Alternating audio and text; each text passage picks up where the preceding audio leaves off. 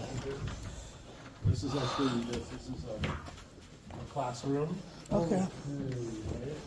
We practice their skills and do workshops and things like that in here.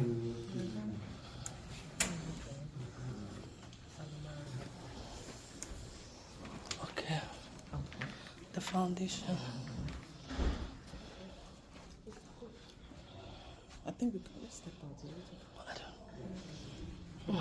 Oh man, we be. Yeah, it's a member benefit, right? So, yeah. Okay, where is the put?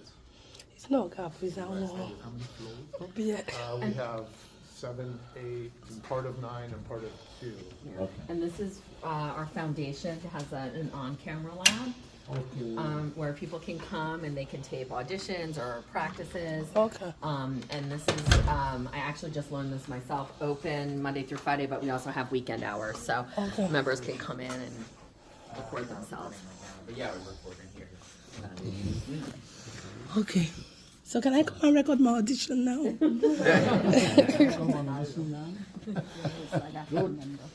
I'm an affiliated member. You're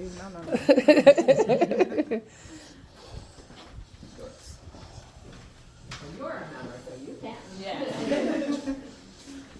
Spots go fast. Yeah. They are. Got here, we got a little bit of a kitchen area, and we got an outdoor space that we use. We use this space for member events also. We had a national board meeting here a couple weeks ago and used this for lunch and things like that.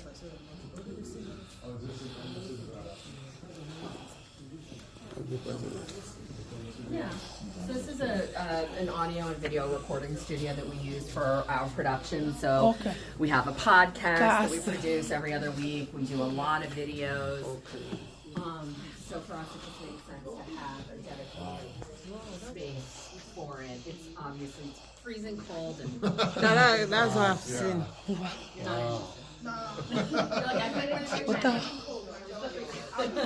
Action now. Oh yeah, I'm here with you. But you know, we were, I said that. I said, well, you know, we get the lights and all, but during the pandemic, we really started, we had to switch everything virtual, so we started doing more and more.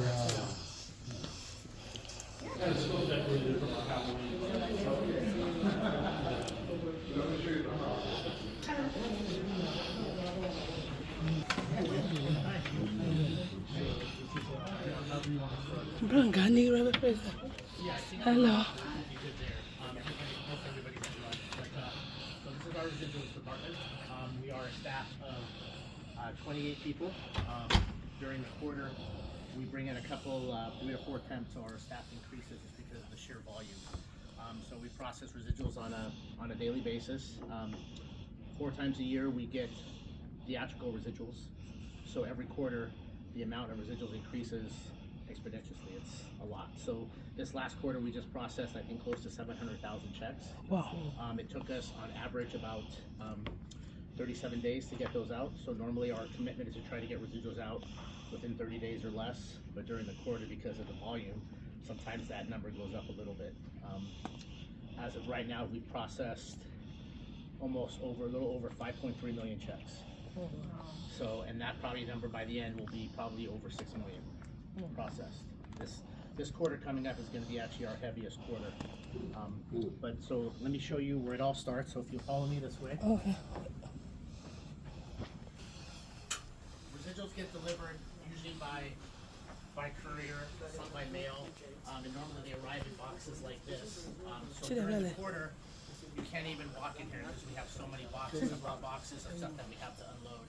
So residuals are divided into 2 different areas. One is we have what we call our electronic processing, meaning we still get the actual physical checks, but the data that comes with it for what we're supposed to pay comes electronically in a file.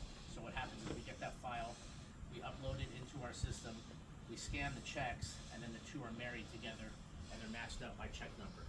Okay? So once that's done, the system does all the work for us. It updates everything, the performer, the production, the markets being paid. And what happens is if there's any discrepancies, it'll spit out what we call exception reports, which we have to work, clean those reports out so we can continue to push the batch through to processing, which will eventually be posted and mailed or or sent direct deposit to our performers if they're on direct deposit. The other half of that is what we call dailies, and that's just paper. So we get a paper backup of the data, which we call a schedule, and then we get a physical check, and somebody will enter that information from the check and from the schedule into the system. Same thing, once it's done through the process, it gets what we call posted, and then it gets either assigned a mail date, or it gets assigned a date to be sent to the lockbox for it to be deposited. You'll see these trays. This is what it's got a lot of information on it. It's got all who the payer is. It's got all this information for who's being paid, the market, whatnot, the amount. Okay. Any questions so far? No, I understand also that even for who have diverted from the experiment maybe very early in life, they were here, or somehow they decided to divert to another chosen course or chosen vocation. Maybe right now they are medical doctors. Right. Earlier in life they went into the Right. I also understand that they also kept residuals, Right. the use of their work and all of that. Yes, residuals are paid out basically almost for an eternity. So you get paid your residual. Let's just say you pass away, you have a beneficiary that will then be entitled to your residual payments. Okay, so my question is, how do you detect defaulters? Those who are not paying, the users of Correct. the business are not paying and they refuse to pay. How would you find out? So we have a claims department dedicated to when residuals are not paid, either if they're late or the producer has not paid. A claim is filed, and the producer then will work, or the claims department will work with the producer and or the studio to make sure that that payment gets paid. Unfortunately, we There's do a have, department for that. there's a specific department that handles that as part of our contracts department. Right. This department is just responsible for processing residuals. We also have a subset of this department, which is our trust and estates area, and they handle, say, we do have quite a bit of members that we haven't identified. Either they don't have enough data in their address, or we don't have information on them. But we'll go out and we'll search for these people in order to pay them their residuals. So we have a department dedicated to that. Okay. For someone who probably you're receiving and travel, no contact, nothing, you have a way of saving it? Yes, it's put into trust, so we deposit the checks into our trust, and it sits there until we're able to locate the person, and then we'll release the money from trust and pay the person accordingly. Thank you, sir. So I'm gonna show you, one other area, which is our mail room. You'll see some big machines that we use.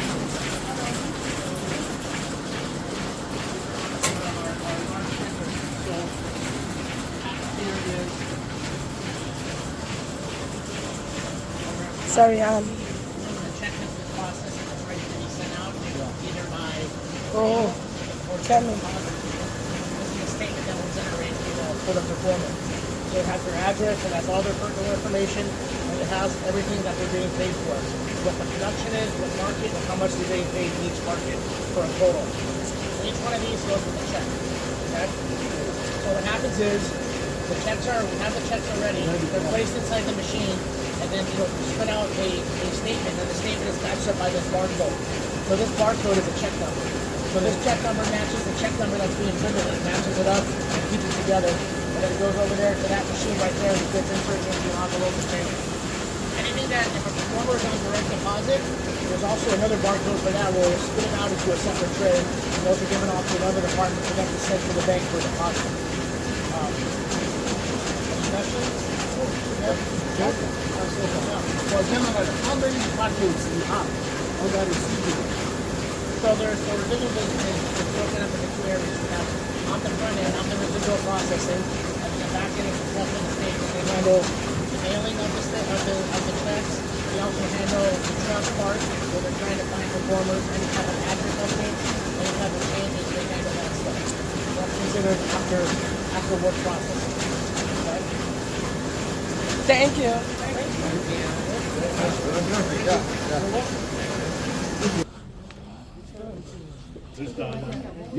Hi, Dinah. Abubakar, come and see that. Is him you've been mailing Yeah, I know. over Been emailing for a long time. Hi, Dinah. How many years, right?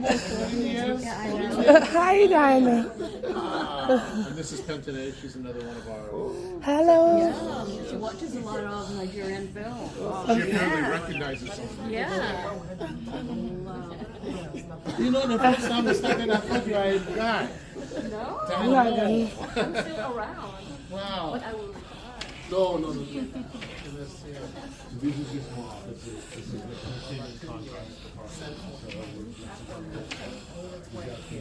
This is Duncan's office over here. Okay. This is his conference room. He's out Okay. This is theatrical contracts over here. The other side is television contracts. And downstairs we have commercials. And that's pretty much it. Yeah. Yeah. Thank So you. let's go back. We'll go back into the founders now. So Georgina Ibe, Emeke, Abo, Informa, Walter Anga, Maria Brown.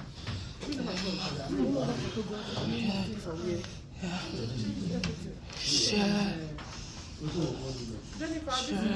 I'm right here. I counted for it. Okay, we don't play, man. Nollywood don't play.